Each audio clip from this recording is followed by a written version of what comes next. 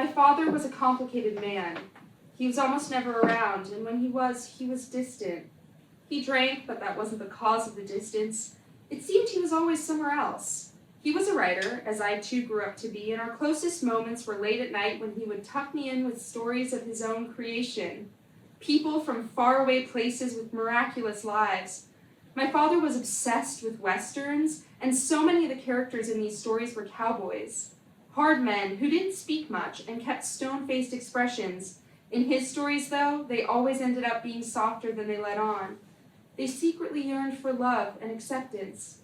Sometimes, while listening to these stories, slowly dozing off, I'd picture my father in the narrative and imagine he was the one asking for love and opening up in a way I'd never seen him do. A few days before he left, and I never saw him again, he told me a story I'd never heard before. It was a story about an old man who, with only a little life left to live, decided to go off on a chase for the long-lost love of his youth. While he told this story, and I held my eyes closed tight, I could hear my father crying. When he left, I knew he wouldn't return. It wasn't until much later in life, on some random night, that I was going through a box of my father's old things, and I came upon a book that had been collecting dust long before my father's passing. The book was titled, "The 5 Moments That Defined the Life of Elmore Campbell." I thought it was odd that this book would be kept in a box otherwise occupied with letters and family photos. I was getting hungry around then, so I thought I'd skim through it with dinner. But as I sat down for dinner and read this story, I started to realize how similar it was to the ones my father would tell. It was much more solemn and the names were unfamiliar, but the cowboy I knew, and the old man was in there too. In fact, he was the main character. To tell you the truth, these stories were not entirely similar at all, but when I read of the old man in the book and the sound of my father's crying, it popped back in my head. I knew this book held an answer to a question that sat with me my whole life, unacknowledged up until that point. Who was my father? I slammed the book shut and took a moment to think. I looked at the author, and it was no name I'd ever heard of. Maybe the man who wrote this book heard this story from my father. Perhaps this was my father's pen name? I looked over at the clock on the stove and assessed that my husband and son were not expected home until much later, and so, with that, I took another bite of my food, and I decided to open up the book and began reading.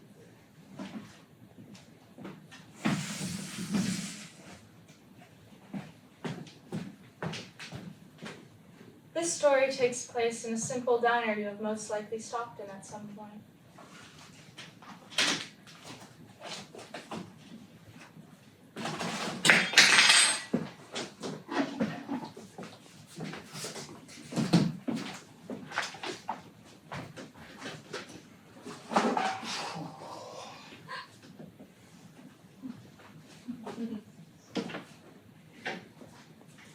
You ain't used to this weather, are you? No, ma'am. Where you from? Ogallala? I just came over here about 2 weeks ago. What are you doing all the way out here? I just wanted to see what was around. Keep that door shut. It's fucking cold. Can I get a black coffee? You want a drink? Why not? Thank you. 2 beers and a black coffee. So where are you from? Ogallala. What's funny? Nothing. It just seems I get asked that question a lot. Never quite sure how to answer it. Hey, how about you? You want a drink? I'm okay. So are you from Ogallala or not then? I am.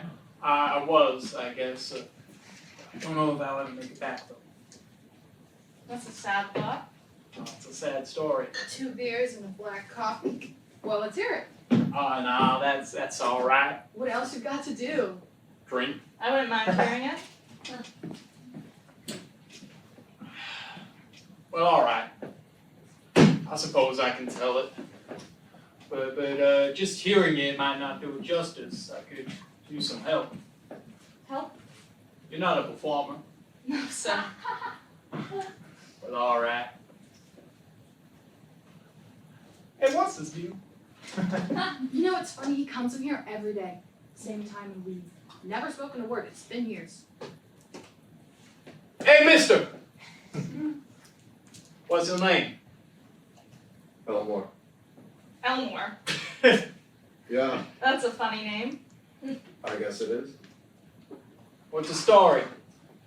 The Magnificent I Magnificence, but- don't mean the book. I mean you. What's Elmore's story? How'd you get here? Oof. A long one. Me as well. Would you mind giving me a hand? With what? Telling the story. Well, as long as you help me with mine. Certainly.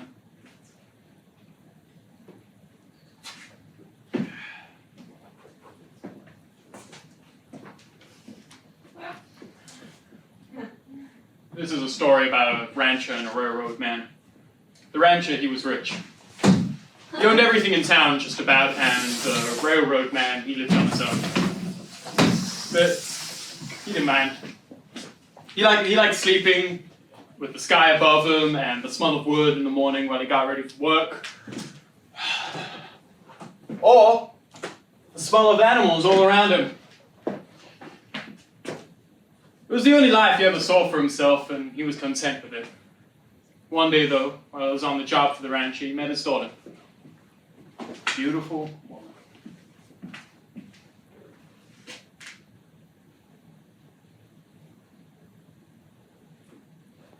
To be fair, the railroad man didn't meet many women, but there was something about this one.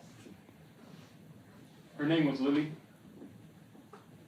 And she loved him too. She loved him more than anything in her life before. But her father did not approve. You are not to marry that boy! But Daddy! Enough! And so, when her father exiled the both of them, it didn't seem to matter all that much that I with them. Love is only a feeling, but it took them as far as any love could. They got land, money, a community, everything they needed to start up a home. Kitchen, bed,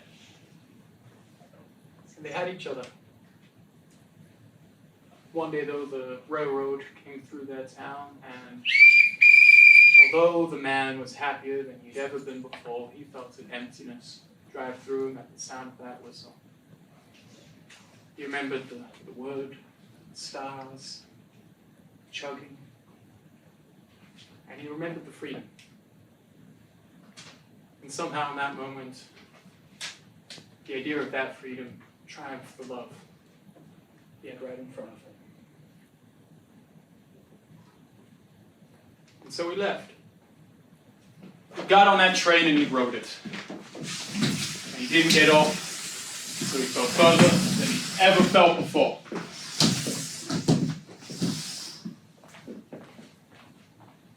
And he ended up here.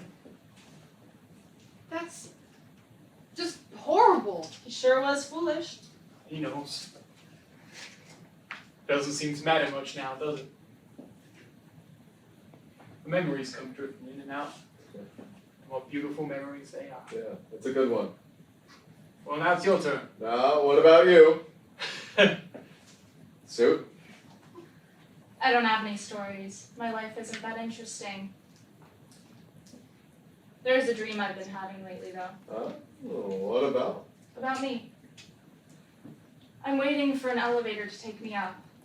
I don't know where to, but in the dream there's this sense I'm meant to be going there. Only when the doors open and I step in, I realize not only is there no elevator, I'm already at the top floor, and suddenly I'm falling. And as I'm falling, I can see in through the other floors, and everyone else is fine and perfectly happy. And then I wake up. And each time I've woken up, I felt as if this dream is a bad omen. Everywhere I walk, there's some evil twist of fate waiting for me somewhere. That's a scary thought. Whatever it is, I think I may deserve it. My life has amounted to nothing. You. How have you made it so long? I've still got a reason to be here. Do you know that? Maybe the reason is to tell your story and then you'll be gone. Whoa. I doubt that. I believe that I do know the reason. How? Will you help me perform it? Fine. I'll help how I can. Okay. Well, for the past however many years, I've been coming to this diner not just for the peace and quiet, but I've been waiting for someone. Who? Julia. You know, for me, time before Julia was boring and it was empty. And time after Julia was also boring and empty. But the moments in between were when I felt the most alive.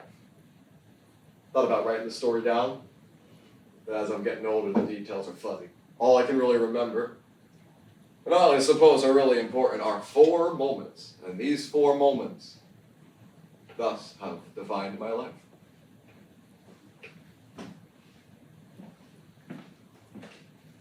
Now, the first one seems rather unimportant actually, but it's a memory that's stuck with me all this time. I was 4 years old. I was obsessed with the ocean and sailing. And diving underneath the waves, exploring the depths. So I asked for some scuba gear. We had a pool back then, and I can imagine myself going to the bottom of that pool and exploring the bottom. My parents got me aviation goggles by mistake. Because, well, they never really paid that much attention to me anyway. But they fit perfectly, and they were all I had. So, you know, through the years I look back on this moment, and I realize it's one of the first signs that, you know, sometimes life don't go the way you plan. The first moment with Julia, I was 23, she was 24. We came up in a rather extravagant circle, we did. But as me and my family were on the fringes of wealth, Julia was pretty deeply sewn in. Or at least it seemed like it. Who's playing Julia? No one can play her. Just imagine her. She had curly brown hair and she always wore a blue dress.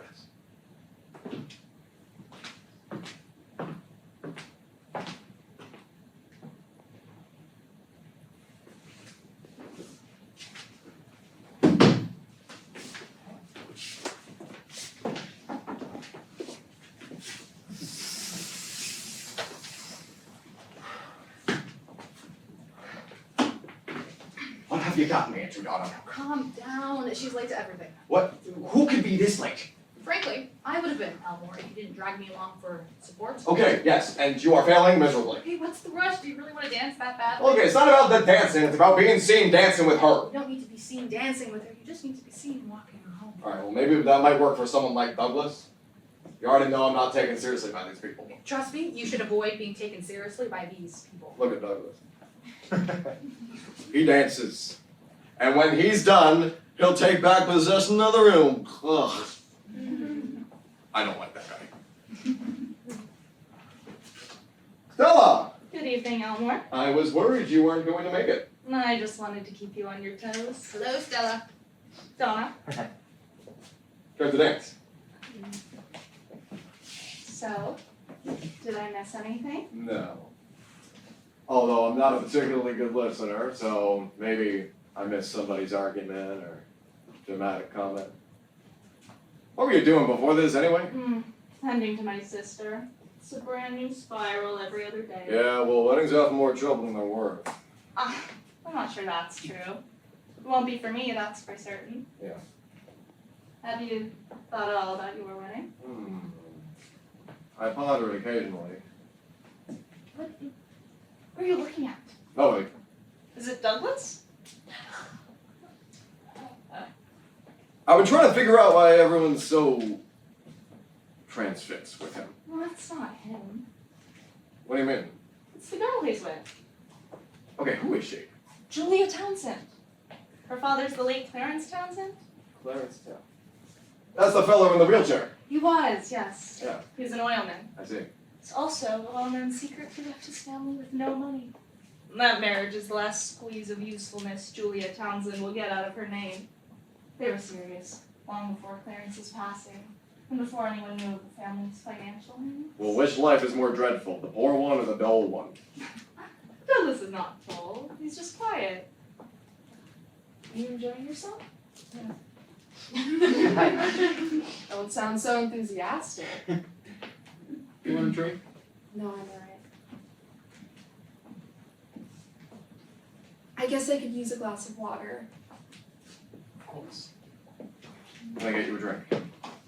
Sure. Let me go powder my nose and I'll be back.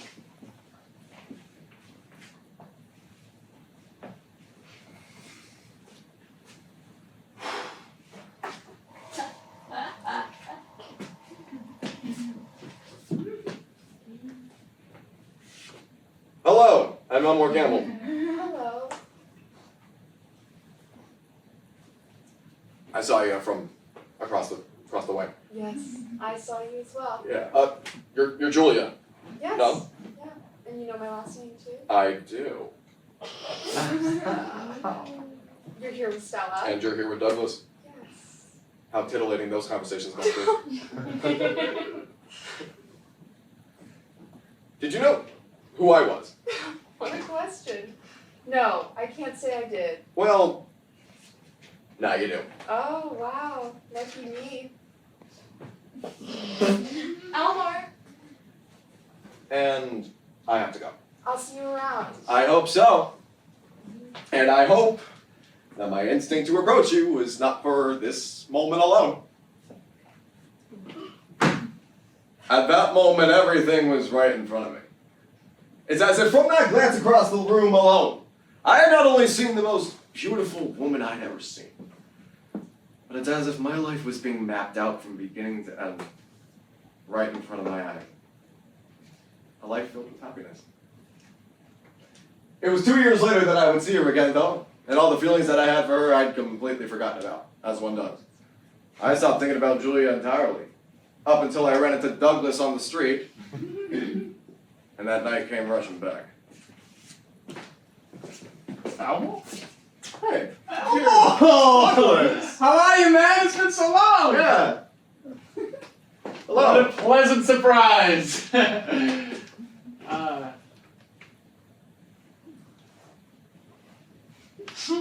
So I should get going. Yeah. But it was great running into you when I see you again at the ALBYs. The ALBY. New Year's. Yeah, yeah! Yeah? Possibly?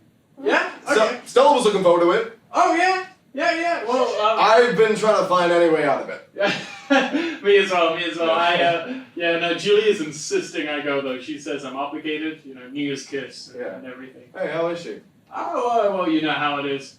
She's doing the brunt of the wedding planning. I'm just waiting for the whole thing to be over. Hey, you got her invitation, right? Stella must have. I feel like I'm sorry, I feel like I would have remembered. No, it should be some sort of occasion. Well, it's nice running into you. Yeah. See you soon, maybe, ALBYs. Yes, unless you found your way out. That was it. The fates gave me one last chance to write my course. And as luck would have it, Stella was, sick. So she did not come with me.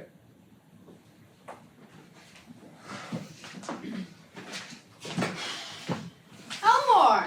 Hello, Mrs. ALBY. Where's Stella? She became ill last second, and I felt bad canceling altogether. You shouldn't have. Go home. She needs you more than we do. Maybe I'll stay for a drink or two, perhaps. I don't know what it is about you young people. Everything. No. Wait. What do you mean? Marriage! Family. At some point, all life will be as waiting, so you might as well get on with the good parts while you've still got time. Okay, listen, weddings are a bit of a headache, even for Stella it's gonna be. My advice? Get it out of the way. You're leaving too much time for questions. Questions kill you half. Okay, got a point. Elmore, you made it. I was just wearing Elmore down so he hurries and marries. Oh, well, that's all you ever seem to talk about, Miss ALBY. What else is there to talk about? I'll leave you alone to your gossip. Happy New Year. So, Stella got out of this, but you couldn't? Homesick. Lucky girl. Hello, Julie. It's been a while. How are you? I'm good. Any New Year's resolutions, Elmore? No. I have not about it. Honestly. You? Be here next year. At the ALBY's? I pray not. Hey, either of you want a drink? I'm good. No. I'll be right back. I guess your instinct served you well. How so? Here we are again. Right. Yeah. And past introductions this time. Although I'm not sure our introductions from 2 years ago will suffice. How have things been? Hectic. At least hectic for Douglas, and so I am privy to most of his feelings. But to tell you the truth, I've become quite numb to it. Really? You said you were spiraling. He did? No, he's the one spiraling. You said you were planning everything. Yes, and it's been a great distraction. Douglas has so much time on his hands, he's been questioning every choice he's ever made. Just last week, he was lamenting about some error in his school ball game, and how to this day it's the thing he regrets most. Do you enjoy hearing about those things? Sometimes. When he's drinking, though, it becomes much harder to piece it all together. And that's what I always found the most enjoyable. I suppose you haven't thought much about a wedding. Not really. I have, you could say I'm avoiding it. I find myself avoiding a lot of things nowadays. Have you been avoiding me? Excuse me.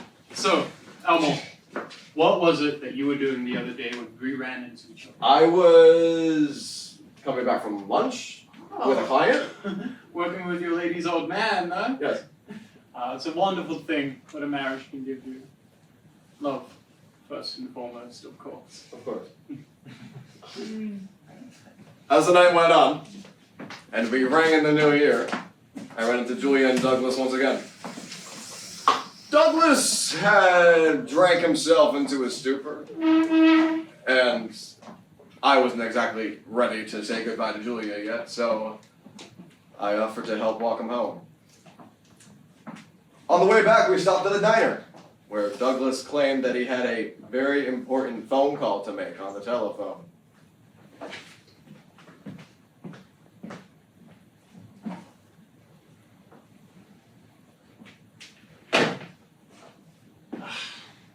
No one home. Figured she's probably at Kathy's. What was that? My mother. Who's Kathy? My aunt. She likes to stay over there on the weekends. Hey, you guys hungry? Not really. No. Well, screw this. I'm ordering something. Sir! Can I get a turkey club? Douglas, you're shouting. Oh, sorry, honey. Hey, I need to use the pisser. You make sure he's making that sandwich, right? Sure.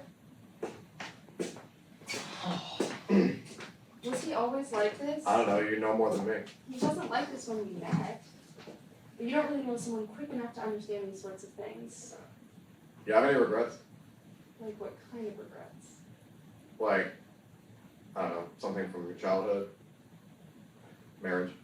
Right, something about marriage. Okay, I can go first if you want. We're not married or engaged for that matter. And yes, that's never been more evident. What does that mean? Stella asked me, she asked me to ask her, and I said I was unsure.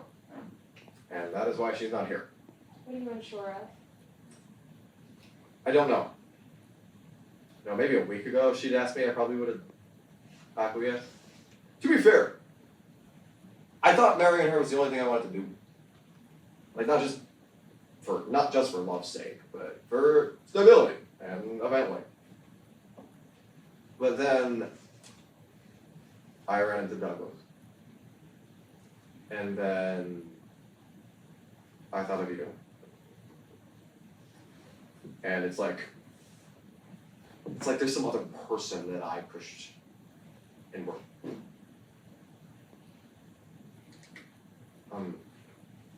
Do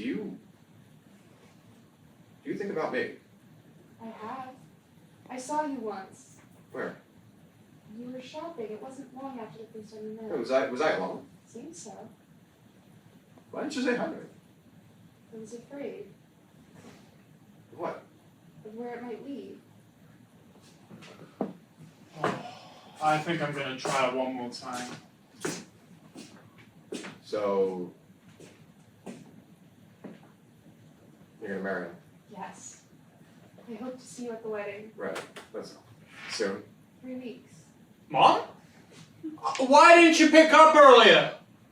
Well, I'm sorry, but... Okay, well, no, you're not listening, alright? I didn't know if he was pretending in the beginning. And it's quite possible he's pretending now. I'm not good at reading people. But all I can say is that I don't believe I've known anybody as closely as when I first laid eyes on you. And I just hate that I convinced myself that I was crazy.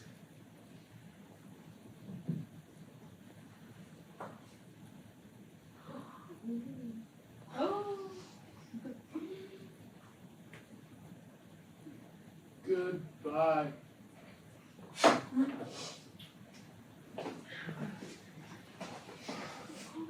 Oh. Hey, honey, you ready to go home? Sure. You coming with? No, I think it's my turn to make a phone call. Well, get home safe, buddy. Happy New Year. Yeah, Okay.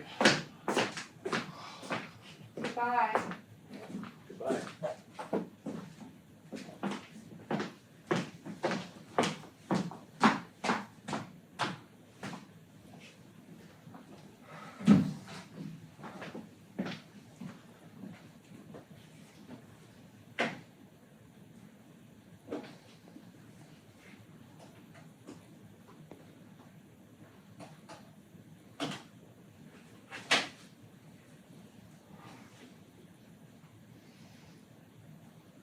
Hey, Stella, it's me, Elmore. Yeah.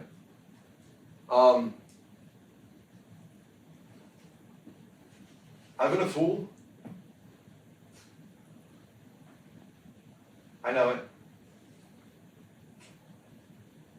I miss you.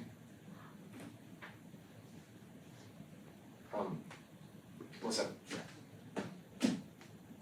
I don't want to be away from you. Let's not waste any more time.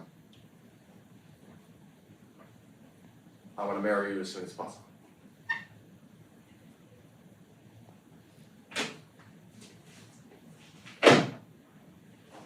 Yep, that's right.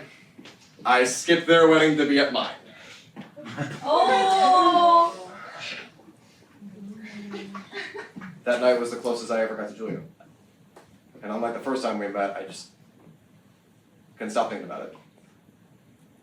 And every time I did, it's like I was right there. It was at this time. Do you know what happened to her? Well, I heard around things from friends occasionally. Julia got married. She had a family. From a distance, everything seemed pretty happy and normal. I did see her once, years later. Stella and I got divorced. Wasn't a surprise to any of it. But Julia was a mom. She was walking downtown to go see a movie. I watched her walk in, and I followed her in, and I took a seat in the back.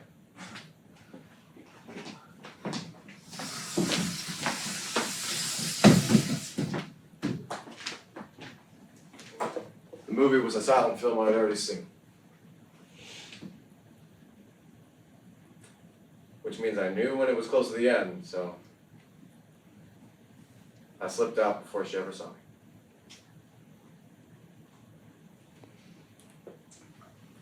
So if it's any consolation, I get my own little personal moment with her.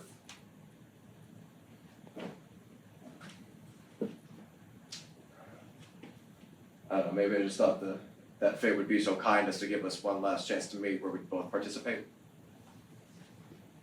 Like as if by her not seeing me, I somehow guarantee that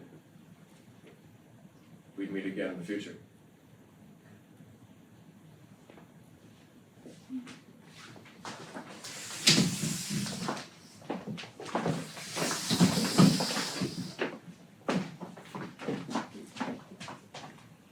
And this is where we were last. And so, here I wait. Well, I suppose that's as good a reason as any. I hope you see her again. I've got a lot of questions, but I think it's better to leave you to wait. Much love. It was a beautiful story. Thank you, I appreciate it. Well, I've got to go, but it's been a pleasure spending this time with you all.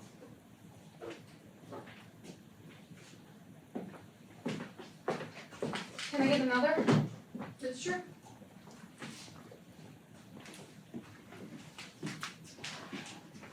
You just let me know if you need anything.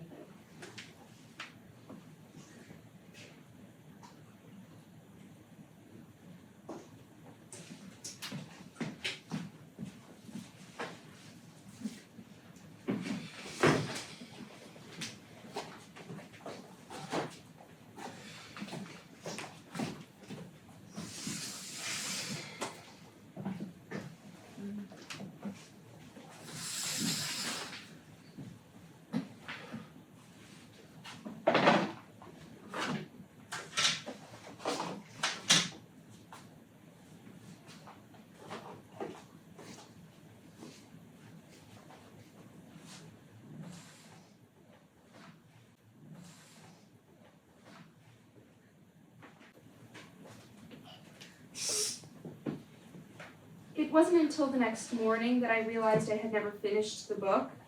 Truthfully, I didn't care much anymore about the coincidences or the answer to my question.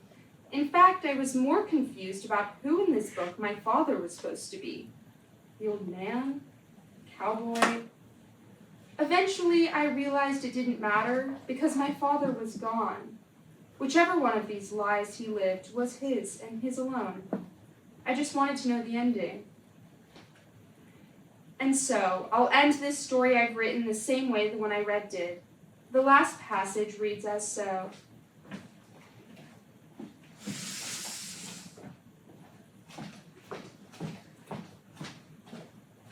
Elmore Campbell would wait many more nights. He would meet many more people and never shared his story again. How could he? Then on one night that seemed it would be no different than any that came before it, something happened. A woman walked in.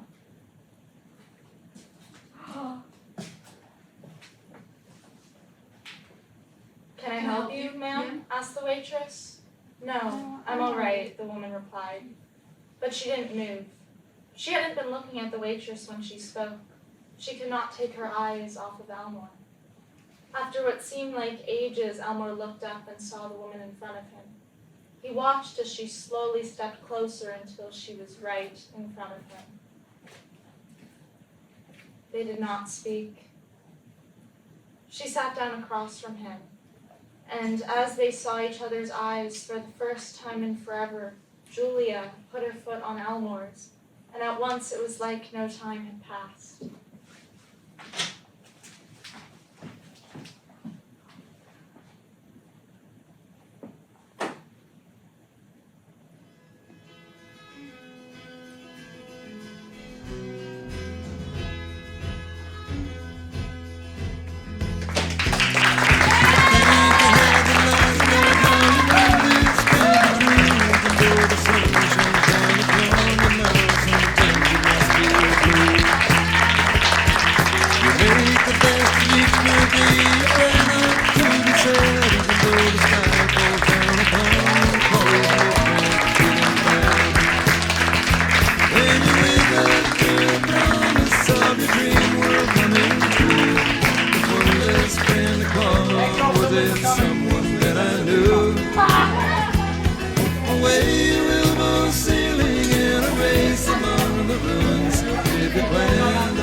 Tomorrow, do it soon.